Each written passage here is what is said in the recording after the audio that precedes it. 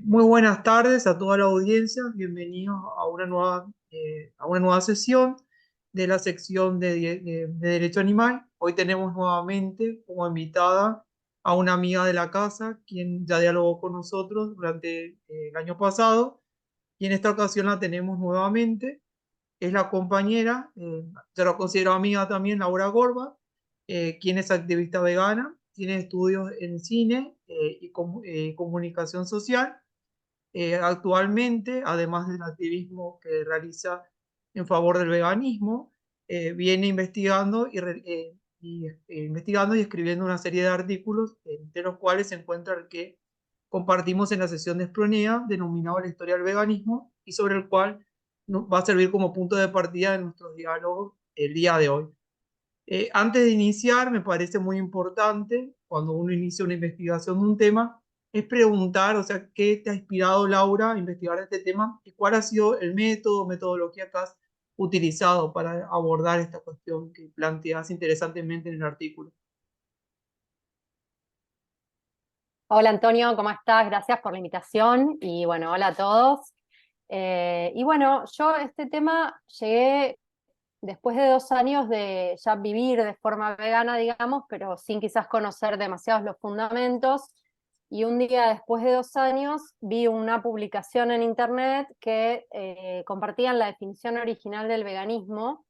y me llamó mucho la atención porque justamente aclaraba un montón de las preguntas que yo me estaba haciendo, porque yo hasta ese momento difundía como una idea de veganismo un poco mezclada con el cuidado del medio ambiente, la ecología, y bueno, cuando leí esta definición, de la cual ahora vamos a hablar más adelante, es como que eso me abrió los ojos a todo un mundo y a un montón de respuestas que yo estaba buscando, y entonces empecé a investigar más y empecé a encontrar y a leer todos los textos que pude al respecto, sobre todo los escritos por los y las pioneros del veganismo, y también otros artículos que analizaban el tema, por ejemplo, los artículos de Luis Torres, de Nicole Cross y de mucha otra gente. Eh, pero bueno, el encontrarme con los escritos de los pioneros para mí fue clave y fue el inicio de esta investigación que después realicé durante un año y a la par iba escribiéndolo con la idea de poder difundir esto y que lo conozca mucha más gente, porque a mí me pareció sorprendente y me pareció que hoy en día el veganismo está bastante difundido, sobre todo en el tema de la alimentación, o la alimentación basada en plantas, es cada vez más aceptada y más popular, pero no se conoce mucho de cómo surgió el movimiento y de dónde surgieron las ideas que sustentan todo esto, y que tiene una base muy sólida que tiene que ver con mucho más, con algo mucho más amplio, sólido y profundo que simplemente una forma de alimentación. Entonces me pareció re interesante y re importante estudiar todo esto y poder transmitirlo y hacer como de una manera que fuera accesible para un público amplio y que mucha más gente pueda conocer la historia de cómo surgió este movimiento. Sí, muy interesante lo que mencionabas en cuanto al veganismo, que siempre se lo reduce a una cuestión de dieta. Por eso me parece clave, o sea, ver los contornos, y en ese sentido me gustaría decir que las palabras no son entes que aparecen mágicamente, sino que las nacen dentro de un contexto político, social determinado, y son fruto de un proceso donde intervienen varias voces individuales y sociales, como vos bien has mencionado, y has mencionado varias voces que se refieren a la construcción del término veganismo. Y en ese sentido me gustaría que me comentes cómo fue el proceso de nacimiento de la palabra veganismo. Bueno, la palabra veganismo, o vegan en inglés, que es en el idioma en la que fue creada originalmente,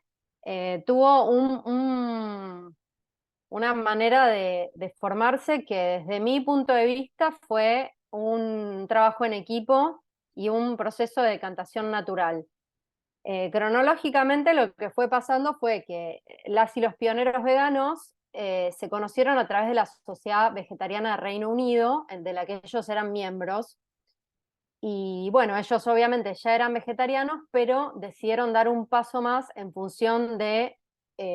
tener más coherencia con la idea de respetar a los animales y no usarlos de ninguna manera como medios para ningún fin. Porque, bueno, en la sociedad vegetariana se aceptaba el uso de lácteos y otros productos de origen animal.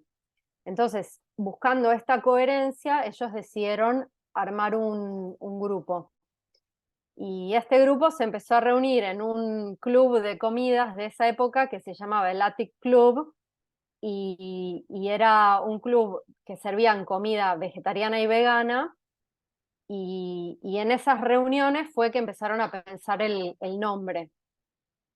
En 1944 sucedió todo esto, y la primera vez que apareció la palabra vegan fue de forma escrita en el boletín oficial que se llamaba The Vegan News, que fue el primer boletín de este grupo donde planteaban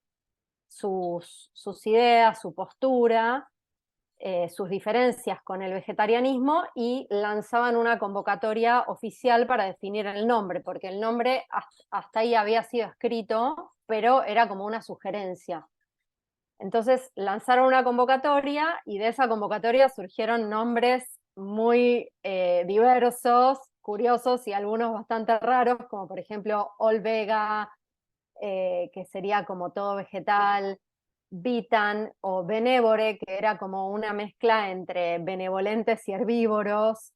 o una que se llamaba Total Vegetarian Group, que sería como grupo totalmente vegetariano, pero era muy largo, y la verdad que como no les convenció ninguna de estas opciones, finalmente se decidieron y confirmaron a vegan, que era la palabra que ya había sido escrita en el boletín y que la verdad que era la que más les cerraba a todos por un montón de motivos. Y sobre todo porque me parece que es la que resume el concepto, y es breve y es concisa. Después, bueno, hay varias versiones sobre quién o cómo fue el primero en proponer este nombre. Por ejemplo,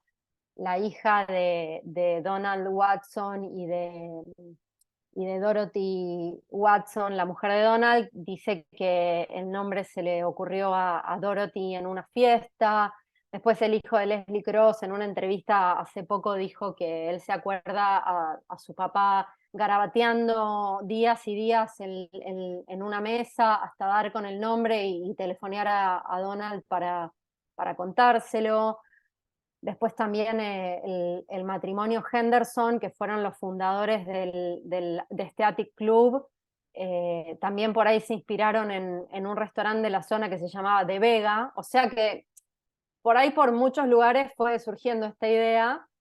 pero para mí lo importante no es como a quién se le ocurrió realmente primero, o si es que se les ocurrió a varios a la vez, sino que creo que fue un proceso de decantación natural y un trabajo en equipo. Y además cuando hoy usamos esta palabra, creo que no hay duda que es la mejor opción de todas las que consideraron. Y bueno, acá quería leer una frase de Faye Henderson, que comenta, cuando definieron la palabra, ella comenta el porqué, y dice: la palabra vegan indica una base completamente vegetal y es una forma abreviada de vegetarianismo, siendo tanto el principio como el final, pero con suerte implica que quien comienza como vegetariano puede terminar como vegano. El mismo sonido de la palabra es firme y resuelto, y tiene un significado conciso que es tan internacional como el ideal que representa. Así que bueno, esa es la palabra que nos dejaron y que seguimos usando hasta hoy en día, y bueno, que tiene, que, que, que, que incluye todo, porque incluye los principios del veganismo, que ahora seguramente los vamos a comentar, y también la práctica del mismo. Así que bueno, es, es la palabra que quedó a través de ese proceso. Sí, muy interesante, Laura, como comentás quizás que la palabra veganismo fue fruto de una construcción colectiva y que refleja, digamos, también esa idea que está dentro del veganismo que la transformación también se valorara en forma colectiva, quizás a través de la actividad colectiva que cada uno realiza. Esa es la claridad que vos mencionás, la palabra y la posibilidad que tiene para ser universalizable. Aún hoy existen como disputas en el sentido del significado. Por eso me parece que es importante remontarnos a los pioneros para ver cuáles son los elementos nucleares o centrales del veganismo y que a mi criterio resultan bastante claros dentro de tu texto y en los textos de estos pioneros. Sí, yo creo que los conceptos principales que ellos traen y remarcan son el respeto a la vida y a la libertad de todos los animales. Eh, Ellos no buscaban una aplicación de medidas bienestaristas, ni una reducción del consumo, ni una reducción del sufrimiento, sino que lo que buscaban era la libertad, entendida como devolver a los animales la autonomía para vivir su propia vida en sus propios términos y como ellos quisieran. Después, al tener esa libertad, los animales pueden disponer de su hábitat, del fruto de su trabajo y de un montón de cosas, pero la base de todo y la condición es la libertad. Y bueno, eso se expresa muy bien en la definición original que da Leslie Cross del veganismo, que es, dice, el objetivo de la sociedad será poner fin a la explotación de los animales por el hombre o por la humanidad, y la palabra veganismo significará la doctrina de que el hombre deberá vivir sin explotar a los animales. Y otra frase que también me gusta mucho de Cross sobre la libertad, dice, el veganismo es esencialmente una doctrina de libertad. Busca liberar a los animales de la esclavitud del hombre y al hombre de la esclavitud de una creencia falsa, la falsa creencia de que tiene el derecho moral de usar a los animales para sus propios fines. Así que bueno, en ese sentido, ellos buscaban una coherencia entre las prácticas de la vida cotidiana y este principio de respeto a la libertad del otro, en este caso de los animales, de todas las especies o de todos los seres sintientes. Sí, me parece hiper interesante lo que has mencionado dentro del veganismo, cómo hay un ligamen entre abolir el estatuto de propiedad y la emancipación, que siempre guía esas cuestiones y obviamente lo que es aparte de esos ideales emancipatorios sería contrario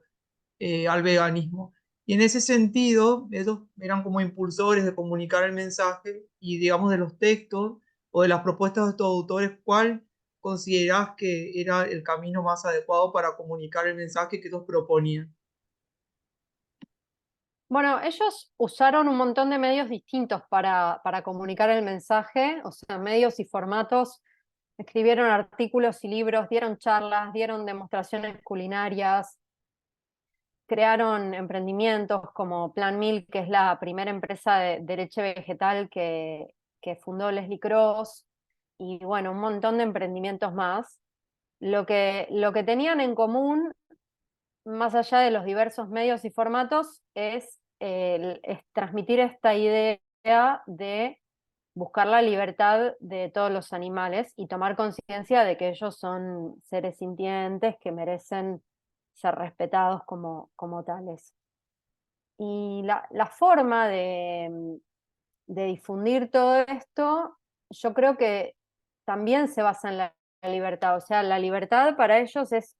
un principio fundamental que, así como buscan extenderla a todos los animales, también es la manera en la que ellos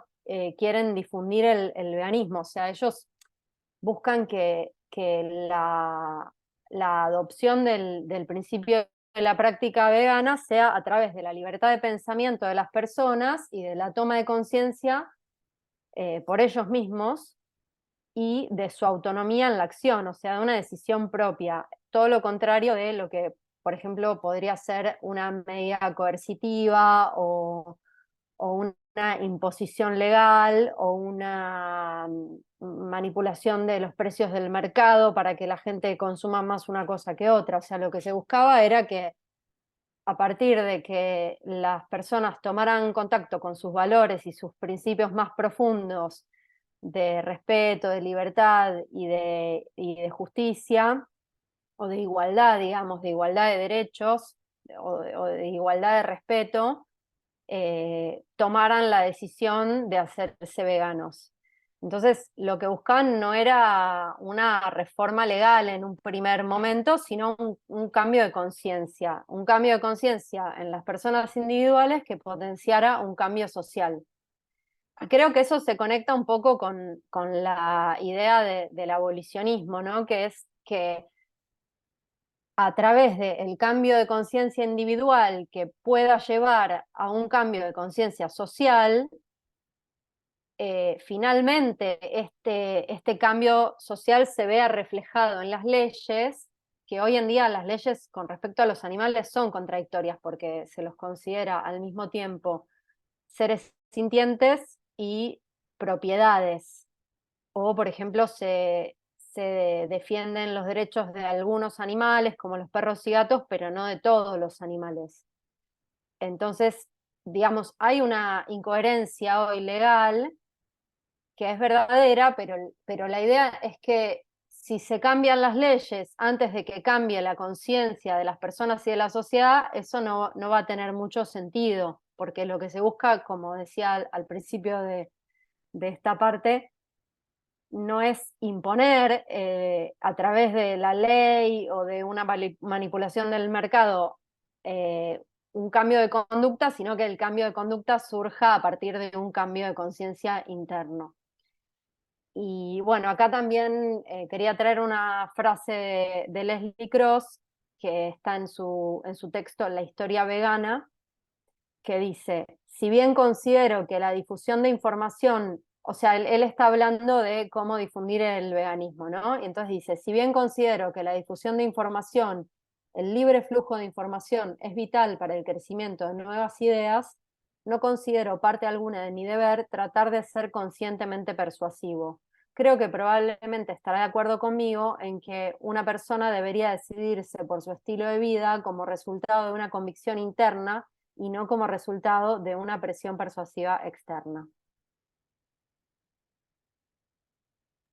Sí, me parece hiper valioso lo que señalabas frente a la persecución de ciertos sectores del activismo, del uso de mecanismos coactivos que realmente vemos que en la práctica no generan mayores resultados y que realmente, digamos, el cambio va a venir a partir de la adhesión libre a nivel individual y luego será proyectando a los otros niveles. Y probablemente cuando eso ocurra se plasmará a nivel institucional y se abolirá a nivel institucional la explotación de los demás animales.